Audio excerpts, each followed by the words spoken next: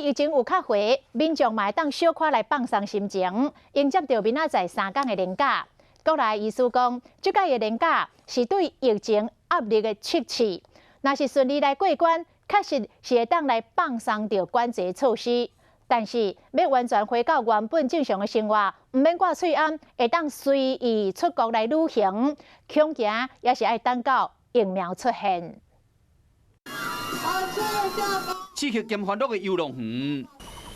大人囡仔爱去的动物园，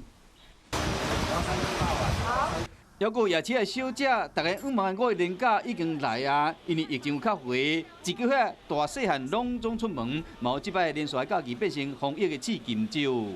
五一连假当然就是大家会外出活动的机会比较大。那如果说台湾有社区感染的情形的话，说不定我们会看到有一些其他的病例出现。当然，感染科医师嘛分析讲，若是好运有法度当过5个年假拢无出现本土的个案，确实会使慢慢啊改进。是讲要回到永贵，出门无挂喙安，看佚佗就要佚佗，恐惊还阁等一段时间。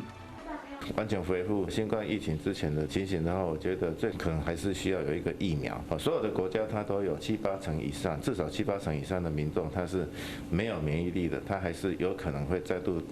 得到感染，然后造成另一波疫情。加上目前全世界疫情依然真严重，无论是疫苗还是解药，为研究到试验上市，上紧嘛要1年到2年。医生提醒讲，个人的方法不是暂时无效，应该内化成为生活一部分。只要认真遵守，生活就有这个机会接近正常化。